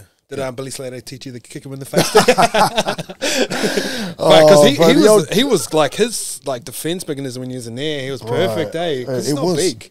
Man, he wasn't big at all, but he had a good jump on him. He had a good spring on him. I think naturally it's just it's just what you do to try and protect you from getting that contact in the air. But yeah. I mean, it's like if you cross the street and a car was going to hit you, naturally you'd just like you're just like that, you know. Yeah. So I think that was his natural instinct in trying to protect himself, you know. So yeah, he was he was one of the best too, bro, under the high ball. Yeah, I watched this clip the other day of Speed, the streamer. Oh yes, yeah. You see him jump the car? Do you reckon, no, I didn't actually. Oh, there's like this Lambo zinging and he jumps over it. Oh wow! Do you reckon in your prime you could have? I think in my prime I could have gave it a go and did it. Yeah, I couldn't do it now. I've got bad knees. Because I remember this video of Kristen Inu jumping over a car like sideways. It was like a small car, but he runs and jumps over it, bro. Bro, he was one guy that was I would say in my top three, one of the most naturally gifted guys I've ever seen play the game. He's good at everything, eh? Bro, like, good at everything, bro. Like, just natural, bro. Him and Hainsey, you know what I mean? Like, it was just, they were both freaks, bro. Were you from the same area? Yeah, so we all grew up in, like, Minto, bro. Yeah, so we all sort of, you know, come across each other. We all went to school with each other at Westfields. Oh, yeah. Oh, you Westfields? Yeah, so I went to Westfields. Westfields. I went there for a couple of years, and then we moved up to Brisbane. So, yeah, I know those guys quite well, you know. We used to hang out a lot down in Minto and where we grew up. So we playing touch footy, and there was all those guys, you know. Yeah, I remember like Hainsey when he first. Chris when he first come to Warriors, and he could just grip a steed in, and he could zing it like 50 meters and hit the crossbar. I was like, bro, this is crazy, bro. And bro, Chris. Bro, he loved lollies, eh? Yeah. Go to training with like tiny titties and shit like that, eh? Oh man, it's good to see him. He's doing well actually. Coaching, and I never thought that would come. Yeah, is he coaching? Is he? I think he's just he's coaching at Salford. I think, and he's just signed a 5-year deal. Oh, right. So yeah, good on him. Yeah, hope he's not a nutrition coach. So yeah, obviously your time in rugby come to an end. You obviously a proud man of faith. Yeah. What was the experience like? Obviously, I went through the post the other day. It's still up there. Good on you to survive, bro. I would have fucking shit myself, bro. But what was that experience like? Oh man, it was obviously challenging. You know, like I when I put up the post, I never thought that I would get terminated for it. You know, it just never crossed my mind. So when I went through that period of time, it was just test of faith, obviously, and it was something that it was funny. I always tell this story. A couple of months, probably 2 or 3 months before it all happened, I said a prayer, and I was like, asking God, bring a challenge on that will really test my faith, because if I say I'm a man of faith, I don't want to just say it with, giving lip service. I want it to be genuine, and put me through something that's like actually going to test me, bro. You were asking for this. I asked it, bro, and I was like, I asked it, not really thinking that he was going to give it, So when it all unfolded, I remember that moment, and I was like, man, I actually asked for this, like here I am in this position. Okay, this is what's important to me. I'm going to stick by it, and go through with it. And I didn't just go through it myself. My wife also went through it as well, and she was still playing at the time. She was still playing netball, and so she had to go through it as well, as much as I did, And I think when I look back, and we talk about it a lot, when I got terminated, it was easy for me because I could I could stay in the house and not go out in public and just hide away from everything. Where she still had to front up. She still had to front up, go out there and play, try and perform under all that pressure that was mounting on us during that time. But man, like coming out now, it's 5 years since all that happened, and I'm like, we talk about it a lot. I said, man, I'm thankful that actually happened, and we've walked through that experience because it's actually made us a lot stronger in our faith and brought us closer together. What was the hardest part during that time? And like, the hardest part was like, because I got offered a couple of times to take that post down, and then they weren't going to terminate my contract. And that the hardest part was falling, being tempted to just like, oh yeah, I'll do that then. You know what I mean? And would you have to issue like a public apology off the back of that too? Yeah. So part of the deal was issue apology and obviously say sorry and do all that sort of stuff. But I thought about it deeply, and I was like, no, this is important to me, very important to me. It's actually the most important thing to me. I'm not going to back down. But the whole thing around that whole post was, a lot of people misunderstood the actual post as well, and the media played a huge part in taking it and obviously spinning that one word, bro. One word, bro. They stuck on it, and then everyone I come across during that time, they were just like, bro, they would come up to me, like I would sit in a cafe and like have a coffee, and someone would just come up to me and start blowing up, bro, like just dropping F-bombs here, and you're like this and that, you're hateful and that, and I'd respond in a way that's not hateful and talk to them and understand their point of view, and then they'd understand my point of view. And at the end of the conversation, bro, they would shake my hand and just walk off.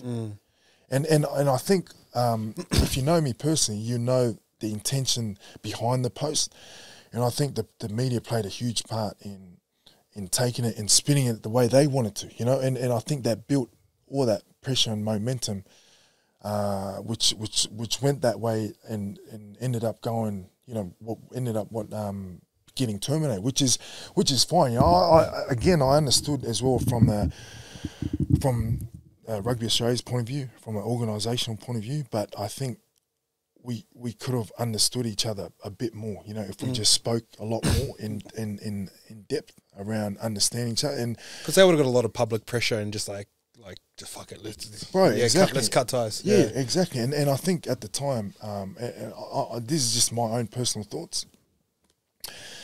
Qantas, who were the major sponsors, you know, at the time, they were paying X amount. I don't know how much they were paying. CEO was gay, eh?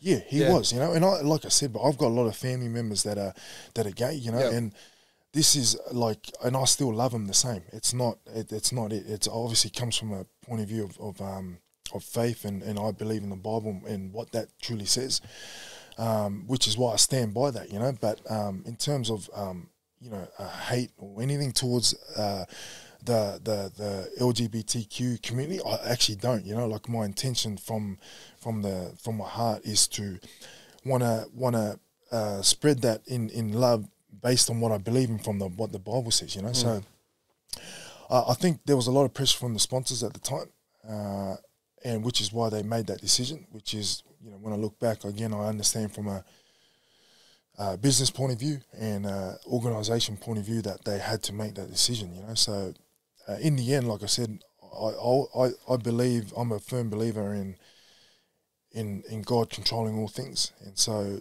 it was out of my hands, you know. It was out of the outcome was not in my control, which gave me a lot of peace and understanding during that time, because I could rest on knowing that I'm not in control of the outcome. So there's a higher being that's driving the car, and I'm just there. I trust him, and I'm gonna follow that lead.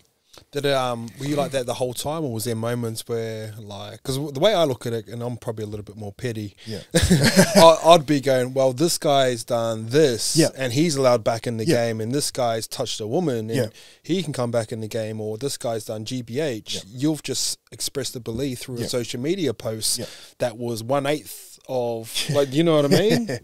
Like, that's, I don't know, obviously, we're two very different people, but that's what my argument would be. Exactly, bro. And bro, you see it, like I said to you earlier, before we jumped on here. Like, my wife and I started the podcast, and we had one of my teammates on the first episode, actually, Samu Karevi, and we spoke about, unpacked a lot of this stuff, and we wanted to ask him from his point of view, because at the time he was the captain of the Reds, you know, and he brought that up. He brought the point up you just mentioned, like, about guys. You know, there was guys that are committing DV, you know, actually committing actual crimes, you know, and here you are just putting up a post from a religious point of view, and you get terminated, like, get sacked, you know, like, you're not even doing any physical harm, you know. And I think you know, a lot of guys that I come across, they were, you know, you will see this unfair, and at the time I did see it unfair. I was like, oh, hang on, like, this is just my belief, which is, I think, universal, like, it's a universal, like, belief, you know, across all Christians, you know what I mean? Like, it's like, huge, I'm not the only one. I'm not the only one that believes in that stuff. So, even though I publicly, like, you know, posted that, it was, I'm not on my own on this. And to me, the Bible's obviously been around for so long. So, at the time, there was times where I thought, you know, I've been treated unfairly, but then it brought me back around to it just my trust again, having my faith firmly on who God was, and understanding that He's in control of those things, you know. So I can look back now and confidently say that I'm glad I went through it, bro. Like, I wouldn't change it again. If I went back in that time again and could change certain you know, things, I wouldn't. It just the growth that I've gotten from it as a person, it's bro, worth it. Like, it's worth it big time, bro. It's like there's a story in the Bible that you know, there's a guy named Daniel who gets thrown into the lion's den, and you know, I see that you know, in the event that I've gone through was pretty much, you know, put in the lines then, but God, you know, saved him from getting attacked by the lions, and I see the same thing happening, you know, and I was like, man, I can't take any credit for it because, like, God was the one that orchestrated everything, and he put me through all of that and brought me out of it as well. So I'm forever grateful for that, you know. Question: if someone posted that exact same post right now, do you reckon they'd get the same consequence for that? Personally, I don't think so. Yeah, no. I don't think so too. I don't think so. Because I think you were at just the exact, it was good timing for you, but the exact wrong time or right time for like that woke culture. Yes, that timing of it. And that was all, and that was during that time. A lot of that stuff was happening. You got that. Let's cancel. Yeah. So you got that. You got. Let's the not same, understand. Let's just cancel. Yeah. Just and at that time it was hot, like same-sex marriage and all that sort of stuff. You know, and I think in terms of that, it was the wrong timing in terms of that. But to me, like I said, but it was the right timing, you know, from a I guess a godly perspective. But yeah, I think, you know, when I look back at it, it sounds crazy, bro. When all that stuff was happening, there was a peace on the inside that it's unexplainable. Like it was something that, like I just had comfort knowing that it was going to be all right. Because I got terminated in April, bro, and it went on up until like we ended up settling with Rugby Australia in like December, and it went on like it was in the media like the whole year, you know, and I had to live with that. My wife had to live with that, my family and that, but it was just, there was a sense of peace about the whole thing that it was fine, you know, it was always going to be good. I think about athletes now, and I think Artie talks about it a lot because he wants to like show his faith through everything as well. And I think it's slowly coming back in where it's more like socially accepted, where it never should have been not being socially accepted. You know what I mean? There was that little period where like, oh, let's just turn a blind eye to it. But I think it's starting to get back on that rise again, bro, which is cool. Yeah, I think so. I think it's cool. You know, it's like if you know the Polynesian guys, like faith is probably one of the most important things to them. You know, so I think they should be open to being. To expressing that in some sort of way, because if you think about it, it'll actually benefit them, which actually benefits their footy because it's a big driving force for them. You know, it's a big part of their identity. You know, so I think you're starting to see now it's a lot more common now for guys to come out and express that if that's their thing. You know, being a man of faith or whatever it is, and not being, I guess, not shying away from it and not being ashamed of that, you know. But yeah, you're starting to see that. You know, you saw that now in guys. I think after, you know, what happened to me in 2019, you saw the Manly guys, what they call it, Manly 6 or 7 or whatever. Yeah. Where they had that little hiccup with the jersey and that, and you know, those guys stood for what they firmly believed in, and you know, I think, you know, to some extent, it's just about understanding each other, you know, and getting that understanding. When you strip everything away from it, it's just a belief, eh? It's like a belief system. You believe something, I believe something. Why can't we just like agree that we believe in different things? I think you can agree to disagree, you know, and that's the world we live in, you know. I think a lot of that, you know, a lot of it, you talk about tolerance, you know, you talk about, you know, being tolerant and inclusive. Well, those things have to go both ways. You know? That's so true, eh? You know, like, I never thought of it like that. Bro, like being tolerant it's not a one-way street, bro. Like it's two ways. Like, so, and that's where it comes into, you know, agreeing to disagree. Like, it's fine. Like, I can have a civil conversation with you, like whether you're a Christian or not, it doesn't matter. Like, I'll still you know, I'll still appreciate you and you know, like, love you for who you are. That's all good, you know. Like, I'm not gonna like stand here and, like, you know, want to have a fight with you or whatever. That's just not what I want to do, you know. But I think people just have to understand that you can do that. You know, like, you can exist to do that. Like, you don't have to, you know, like, you know, your belief should be shut down because it's not what we believe in, you know? Yeah, 100%. It has to go both ways. Yeah, because that's one of the reasons I love having chats with Artie, and we talk deep about a lot of different things. And I'm not a religious person. I believe in a higher power. I just don't attach it to a religion or, like, you know what I mean? So, like, I understand it from my point of view, but whenever me and Artie talk about it, he never tries to push anything onto me. Exactly. But same as you, like, he always relate something to a story, and it's always a great metaphor for life. Yeah, exactly. And I love having chats with him, bro. That's cool. Yeah, and I think, you know, what I learned about that post in 2019 was that being more understanding of other people, you know, of different backgrounds and that. And people, I relate to people when I'm having a chat to them face to face like this, because you see the real me, you see the emotions, you see the, you know, the heart, you know, that's what I really want for that person. And so I think it's about, like I said, bro, understanding that person where they are, and then just, to me, like loving them where they are, you know, like it's like everyone's on different journeys, you know what I mean? So you gotta realize and understand that where they are in life, and you can, honestly, bro, love goes a long way. Like loving someone where they are, you know, and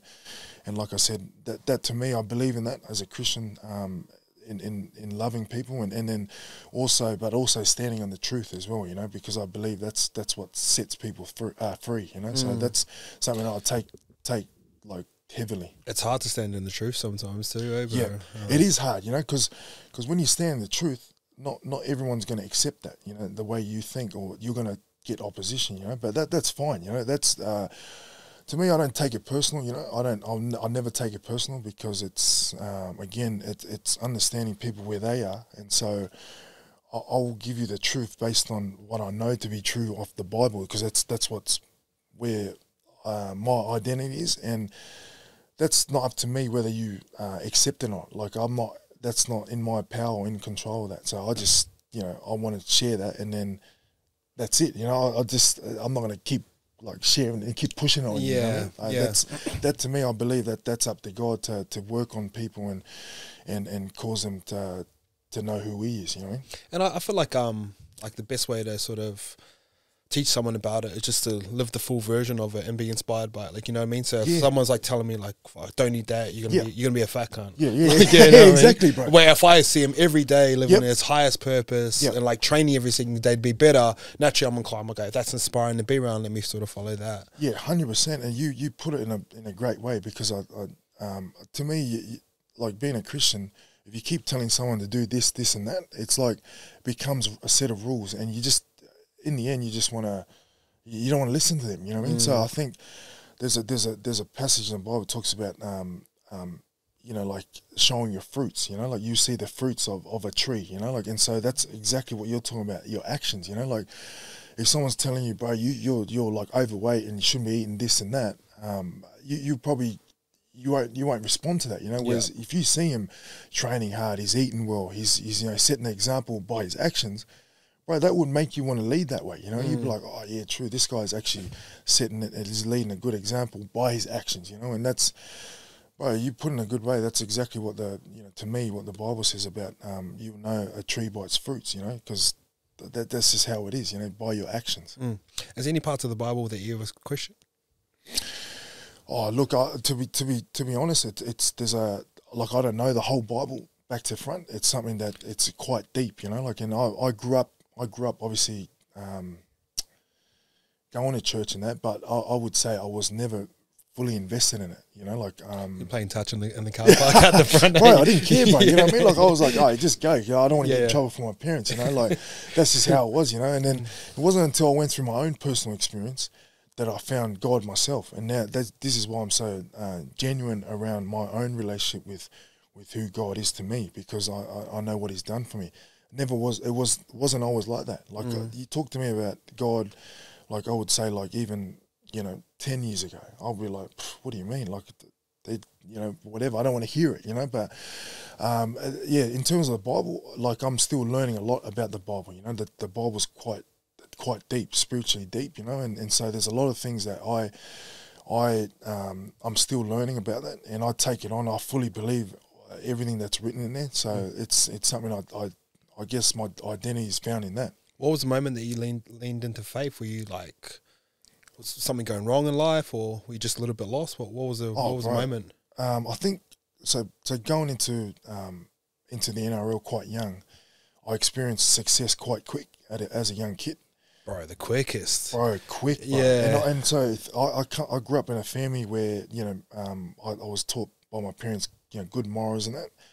And so when I went to Melbourne, bro, I had the freedom of doing whatever I want because my parents weren't around, you know. I was starting to grow up, you know. Yeah. And so when wait, when I left school and I went to Melbourne, that was the first time I got introduced to drinking and doing everything, bro. Like, you know, hooking up with girls and, you know, getting on drugs. And I'm just being open because it's the truth, you know, like, and just to paint you a picture of what it's like. And I got caught up in that. And so when I went to, I played at NRL for 4 years, bro. I was at Melbourne for 2 and then went to Brisbane for 2. I feel like you were there way longer. Bro, yeah, like, every time I say this, bro, everyone thinks, bro, it was only 4 years. It was only 4 years, bro. It was only 4 years. And then I made the change to AFL. And so when I went to AFL, I always tell people this. This was the most pivotal moment in my career because it changed me from the inside out. And what God did in that period of time is something I could never get in another experience. And so I look back now. At that point in time in my career, I was like going on a down spiral. Like there was so many things I was doing off the field that no one knew. Like, because you don't know. Like no one knew my personal life. They just watched the game and they're like, oh, this guy's the footy player. You know, he's killing it on the field, and they'd see the 80 minutes. But what was happening behind the scenes, bro, I was like going on a down spiral. Like it was just, getting into this, getting into alcohol, into the women, into the drug, everything, bro, everything you could think of. And you know what that environment's like, you know what I mean? And I hit a dead end. Like I was just so lost and empty, bro. And like I said to you earlier, bro, I grew up going to church, but it was something that I never, it didn't mean anything to me at the time. It was just something we did as a family. It wasn't until, and in that period of time as well, I hadn't gone to church for years, bro. I would say for about 4 years I didn't go to church. So I was just doing whatever I want, living life, enjoying life, and I loved it, bro. I enjoyed life, but there was something, there was something on the inside that I knew was missing, and I had everything I wanted, bro. I had money, had everything you think of, But I was like, bro, there's something missing. I just feel like there's something that needs to be fulfilled, and I don't know what it is. Anyway, I got invited to a church one time, which was my auntie and uncles. They were both pastors of the church, and I was like, oh, I had nothing to do, so I was like, oh yeah, I may as well just go. I haven't been to church for 4 years, so I'll just go. I'll just go anyway. You know what I mean? So I went, and bro, that was the experience I had was just.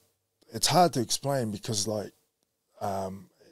It sounds crazy, Like I was singing worship song at the service, and I sang a song. It was called "At the Cross," and I was singing the lyrics, and something hit me, bro. And I know now that it was God, and I couldn't stop crying, bro. I was bawling my eyes out like a little baby, and I was like, bro, what's happening to me? Like I don't know what's happening, and I just couldn't stop crying. And then I was singing the lyrics, and I realized that. I played out all the things that I was doing at the time, and I realized how bad I was as a person, and I was like, man. And the song's about obviously Jesus at the cross. He died, for my sins, and I was like, man, never felt like that ever. Like, what's this feeling? And from there, now I understand that was God. It was just the journey from there, and God started to really work on me. Like, and that was the experience that really started for me. And by no means I'm perfect. Like I'm not perfect, but like what God's done in my life through that experience and up until now, it's just I can't deny that there's a higher being. That there's someone that's out there that's in control of like life, and that we're not just put here for like no reason, there's like a purpose behind why we're here, operating. And I understood that, and for the first time I was actually convicted around what I was actually doing in my life behind closed doors, and from there, sort of God really worked on me from that time onwards. As you said it right now, when you said everyone's got their own purpose, what do you think your purpose is? I believe my purpose here on earth is to exist, obviously to serve God as a higher being, and to serve others through. And what I mean, I want to elaborate on serving others is meaning, I believe God's put a gift in each and every one of us, like a gift or like a skill set, something that's within you. That's why you're so, passionate about, for example, clothing, or you're passionate about certain things. And I believe God's put that in you to to work on and to build that up in order for you to be not only benefit you but can benefit others, and that's ultimately what I believe our purpose is here on earth, you know. So I think like I said, bro, we're all made differently. You know, you have desires that are different to mine, and I love that, you know, because I love that we're wired differently, you know, like and so we all got different passions and things, and I think it's all supposed to line up and not only, like I said, not only benefit you but benefit other people as well, or the people that are in your environment, or, you know, your circle. A question I always sort of ask people to wrap up is, like, what do you want your legacy to be as a father, as a husband, footy player, and as a man, actually? Yeah, good question, bro. I think I want people to, or my legacy, I want people to see me as a person that was just stuck to his principles and his morals, you know, and that to me goes beyond playing sport. I think sport is just a part of what I do, but me as a person, my identity is bigger than that. It's just, you know, I like to think people that see me, they see integrity and someone that's wanting to give the best that he can, both as a husband and as a father, and as an athlete as well, you know, because that's a big part of my life, and wanting to give the best that I can. And so, yeah, I'd like to leave that legacy behind, and all the achievements that I've ever achieved. You know, I'm grateful that I've got to do that. I've played with some unreal players, bro. Like, been in some big games, big arenas, you know. But outside of that, I want people to see a man that's a man of faith, a man of integrity, and that's just honest and sticks to his principles. I love that. That's cool. Like, you hear yourself talk about sports and you get excited, but you talk about faith, and you can, like, you see your whole body language change, you know, bro. Yeah, it's cool. It's bro.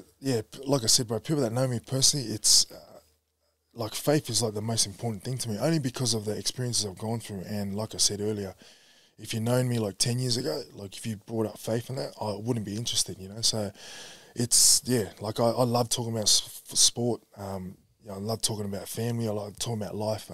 But I love talking about all of it, you know. But faith is the thing that just, you know, gets me excited and gets me driving, you know. Yeah. Oh, so you're starting a podcast soon? When's that coming out? Yeah. So my wife and I started one. We just winged it, bro. Like, we actually don't know what we're doing. Like, I'm actually, you know, I was quite nervous. We didn't really want to do it, but we felt led to do it. And it's going to come out next month. So it's called the Izzy and Marie Show. So we'll launch that next month. And we're just like again, bro. We probably have to get you on, bro. Like, you know, when we come back, because it's we love talking to different people with different backgrounds. And she's born in Toke too. Yeah, bro. Yeah, she is. What's up, baby? She is, bro. Yeah. She rips that hard, bro. She loves it, man. She's a proud like Kiwi, and just, you know, rips it hard, which I love. But yeah, we love getting different people on and just talking about their journey and where they, you know, their background and where they've come from too as well, you know. So yeah, bro, it's all happening. It's I think it's exciting, you know. It's a big part of a transition that we want to go into post footy as well. Oh, sorry, I forgot this question a little bit earlier, but Joseph Suaalii, obviously, in terms of like physical comparison, super talented young guy come through transitioning to rugby. Have you been in contact with him, and what's your advice for someone like him moving into that space? It's kind of following your path a bit, you know what I mean? Yeah. I met Joseph when he was still in school. Nicest kid, eh? Mate, nicest guy, bro. Like, and like I talk to him every now and then. Here now, I'll drop him a text or a message, and that, man, he's like a talent, bro. Like a freak, you know. Like and I see a lot of people, you know, comparing him to me, you know. And to me personally, I don't like the comparison. Not from like a individual point of view for his sake, because I think he's talented, but I just don't like when people compare, because he's quite young, and I don't like people putting pressure on him, you know. And I just think, you know, people just allow him to just go out and play, you know, because you know, I see the talent. You can see why, though. I can see why. I don't get me wrong, I can see why.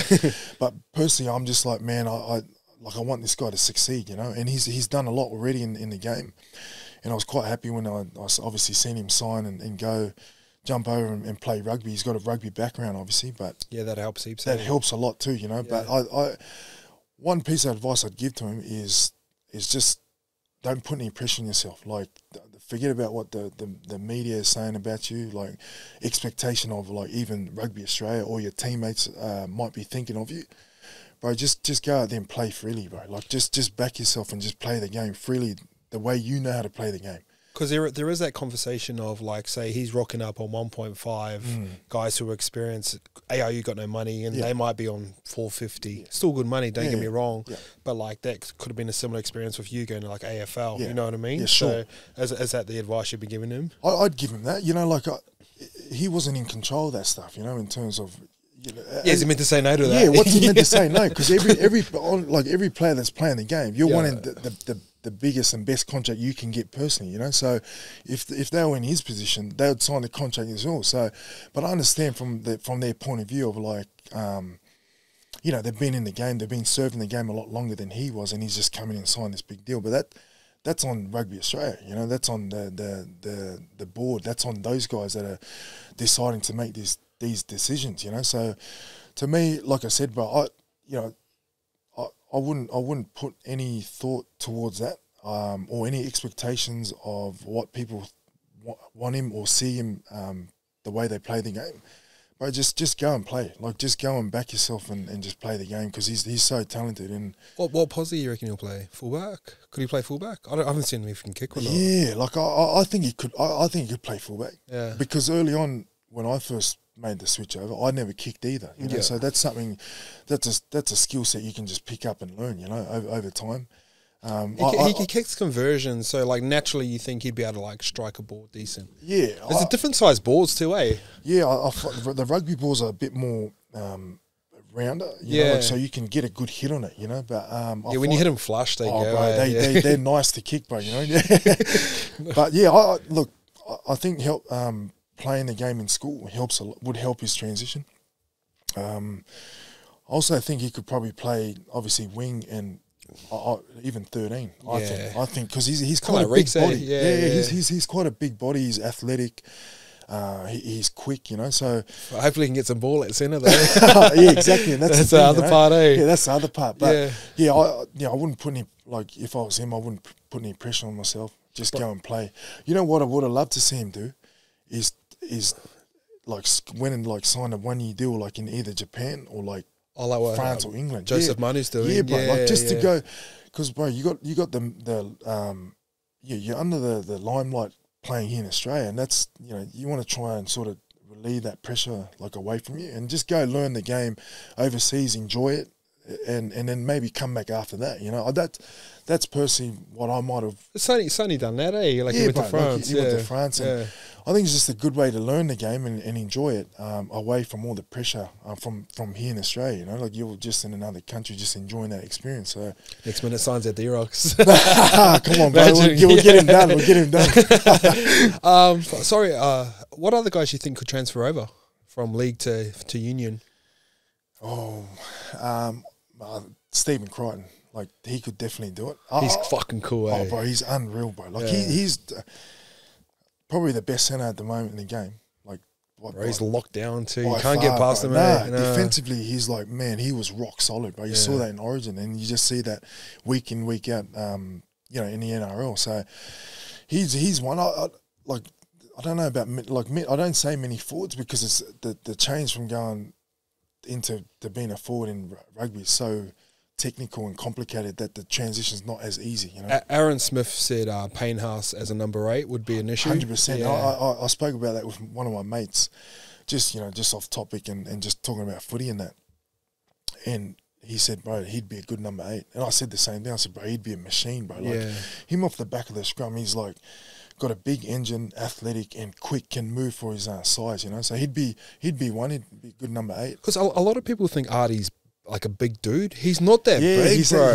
Exactly. He's actually not that big. But he plays like fuck. He's got a big heart, bro. You know, he's got leg drive for days, bro, you know? But yeah, like those guys, definitely. Like, there's some talent in the league. I don't know whether they would, but I would. One thing I would say to guys that are playing league, I would encourage you to even look at the option of going across. You know, like, think about, like, if you can do it, like, why not try and do it? You know, like, It's like to me, it's like now's the time because like Lions are coming, World Cup's coming here in 27. Yeah.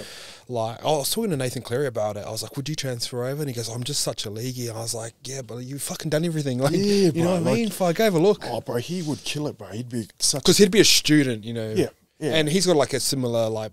I wouldn't say Dan Carter, but like he can kick a ball really well. Yep. He's tough. He can run. He can Yep. palm. Obviously, the technical side of the game is a fucking very different conversation. But still, who knows, man? He's he'd be a good number 10, bro. He'd be like a DC, you know, like just cool, calm, collected, does his job well, takes on the line, you know, like just knows the game, you know. So I think if he was to go over, he would kill it. Yeah, for sure. He would kill it. But yeah, guys should just, you know, there's a short window. I think at least look at the option, bro, of trying to do it. What's the right age to go? Is it like 22 when you still got time to come back, or maybe like the 27 where you could go like union and go overseas for a couple of years? Like if you were to have a pick. I think it's different for a lot, like for guys, you know, depending on where they are in their career. I obviously did it quite early, and I was fortunate enough that I could have come back. You know, I was young enough to come back, but I think some guys, they love the game too much. They love league too much, and they just want to stay there and do everything that they can, and then maybe make the switch. So I think 20, I would say like 26 is probably 26, 27 is probably the deadline. You know, like that's where you don't want to. If you go on beyond that, then it's probably too late. You know, it would take a year and a half to pick the game up. Yeah, like it would, and it depends like what position you're playing either as well. So. Fijian winger, you'll pick up the game in 2 bro, weeks. Yeah, bro. Those guys are different, bro. They pick it up when they're born, bro. It's just they live and breathe that, bro. It's but yeah, it's I think that it's always good to actually look at those options. You know, like I said, rugby's a global game. There's things that you get from rugby that you probably wouldn't get from league. Fuck, 100%. I was in France, catching up with Normie actually, and he was in Toulouse. Yeah. Who's the good ones? Toulon. No, Toulouse. Toulouse. You talking about the league team? Nah, yeah, he was at the league team, but like... Toulouse. Toulouse is they just won it, I think. Yeah, he goes, you should see these guys up here get flown in fucking helicopters to nightclub appearances. Right, exactly. I was, who's that halfback? Fucking DuPont. Bro, exactly, bro. He's a freak, bro. But not only that, bro, you can play like, I think longevity-wise, from a career point of view, you can play a lot longer. Yeah, for sure. And you good money too, you know. Good money, bro. And you're not bashing yourself week in, week out, you know. Like, NRL is just, you know, you put your body through so much that it's just like, they make you earn your money, you know. That's just the way the game's played. And here's a 16-week preseason to add on to that. Exactly, you know. And here we are in Japan, like, mate, we're playing like 14 games a year, and then that's it, you know. We get 2-3 months off at the end of the year, so... You just can't get that in league. Yeah. All right, brother. I just want to say thanks for your time. Hour 50 minutes, bro. It feels like it's gone like that. So I know you don't do this stuff too often, so I was grateful to get this opportunity to speak with you and chop it up. And, bro, I've loved it. I hope we can chop it up again sometime soon. So thanks for jumping on. I appreciate it, bro. Thanks so much.